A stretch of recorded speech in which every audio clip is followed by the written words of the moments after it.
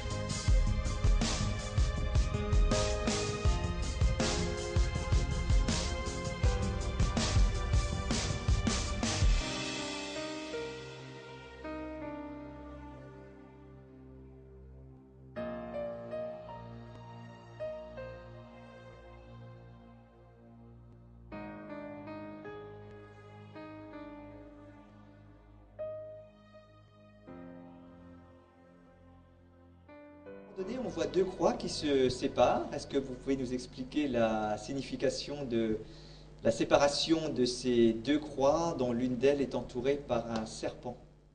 Dans la vie, nous sommes toujours confrontés à deux sagesses. Une sagesse qui vient de Dieu, une sagesse qui vient du monde. Le serpent, depuis la Genèse, représente le malin qui prend une vérité et la tord légèrement. Et cette sagesse, si nous suivons la sagesse du monde, eh bien nous ne pouvons pas entrer dans le plan de Dieu, ou tout au moins pas accomplir le plan de Dieu comme nous devrions. Et Dieu voudrait que nous puissions entrer pleinement dans notre potentiel, pleinement dans son plan. Et c'est pourquoi il faut vraiment nous appuyer sur la sagesse de Dieu et uniquement sa sagesse qui est représentée par la croix de Jésus. Dans le clip, nous voyons un couple qui danse. Est-ce que vous pouvez nous expliquer la signification de cette danse? Depuis l'origine, il y a déjà une danse qui se produit en Dieu et il veut nous entraîner dans cette danse avec lui. Cette danse représente notre union, notre unité avec Christ. Et comme vous le savez, pour danser, il faut être à deux et les deux doivent accepter la danse. Jésus nous a invités à la danse, nous a invités à être avec lui. Et c'est à nous, à chaque fois, eh bien, d'accepter cette danse et nous serons entraînés avec lui pour grandir en maturité. La vision repose sur 4 squares. C'est l'évangile Foursquare, la famille d'église à laquelle nous appartenons, qui décrivent les ministères de Jésus. Ces ministères de Jésus reposent sur le fait d'accueillir le plan de Dieu, de bénéficier de la sagesse de Dieu, de centrer sa vie sur Christ et d'attendre son retour. C'est ainsi que ces 4 squares vont être accomplis par Jésus sauve, Jésus guérit, Jésus baptise de l'Esprit et Jésus revient. Accueillir le plan de Dieu ou le dessein originel de Dieu pour nos vies consiste dans un salut complet. Dieu nous sauve de notre vie spirituelle, il nous donne la vie éternelle. Il nous sauve de notre conscience au travers du baptême, où il nous purifie de notre conscience. Il nous purifie dans notre histoire en nous donnant une vocation, un appel. Il nous sauve de nos mœurs, il nous aide dans la sanctification à accomplir des bonnes œuvres. Et il nous sauve de nos addictions, il nous libère de tout ce qui nous enchaîne, et il nous sauve dans notre corps, il nous guérit de la maladie et de la mort. Les 3 stades de croissance sont les mêmes que dans la vie naturelle. C'est l'enfant, le jeune homme, le père. L'enfant reçoit les directions pour sa vie, la vocation, le but pour sa vie et la mission. Le jeune homme, lui, il change de mentalité. C'est un tournant dans la vie, l'adolescence, où on découvre le monde et on change de mentalité. Ici, dans la vie chrétienne, il faut adopter une nouvelle mentalité, la mentalité du royaume de Dieu. Et le 3e stade, c'est le stade de père. C'est le père qui conduit sa famille, qui prend soin, qui sécurise, qui a des valeurs. Et le père porte en lui la capacité de conduire les autres, que ce soit dans sa famille, dans la société, dans l'Église. Et c'est ce que le Seigneur veut pour chacun de nous, c'est que nous arrivions au stade du Père. Si la vie chrétienne est une vie remplie de projets, enthousiasmants, néanmoins, il y a une tension permanente du chrétien entre le royaume de Dieu et le royaume de ce monde. Cette tension ne s'arrêtera que lorsque Jésus va revenir, et c'est lorsque Jésus sera revenu que cette tension va disparaître. Mais en attendant, cette vision va le porter pour réussir dans ses projets, pour réussir dans la mission que Dieu nous a donnée en tant qu'Église, c'est amener des familles à connaître qui elles sont, qui est Dieu, et l'aimer avec passion.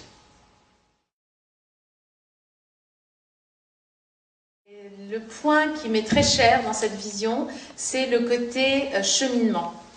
Parce que bien souvent, on se dit, on accepte Jésus-Christ dans sa vie, et voilà, tout est réglé.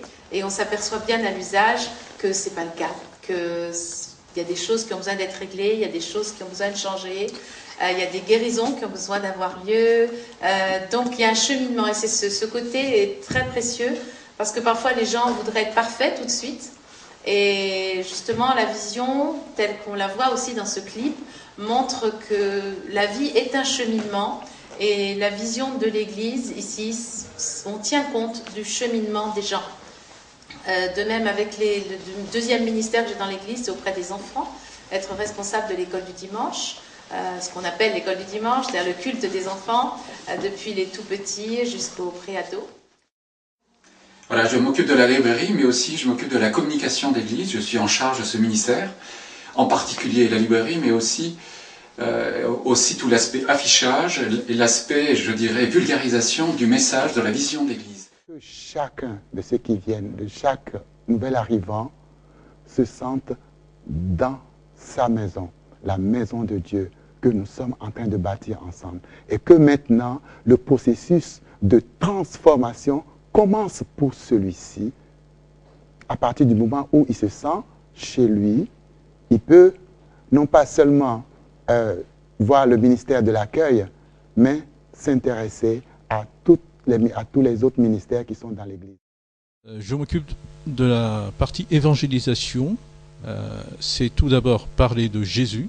Et pour cela, il faut que nous recherchions effectivement à mettre en pratique ce qu'il attend de nous, dans l'obéissance, dans la foi, dans l'amour, avec Jésus comme modèle. Christelle et moi avons été appelés à servir dans un groupe de jeunes par le couple pastoral en 2004.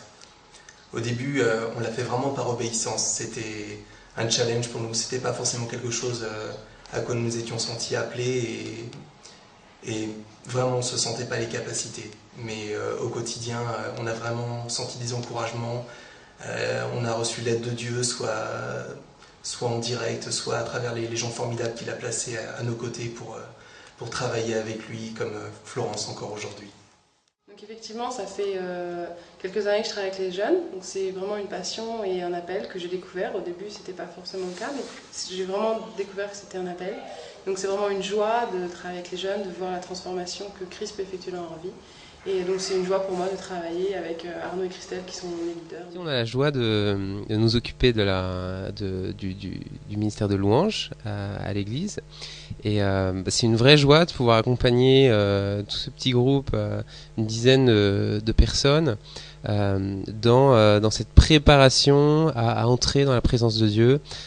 Je dirais que vraiment cette année, on a vu la liberté se manifester, des gens qui étaient plutôt timides, qui se mettent à danser, à chanter, à vraiment manifester aussi la louange à travers leur corps.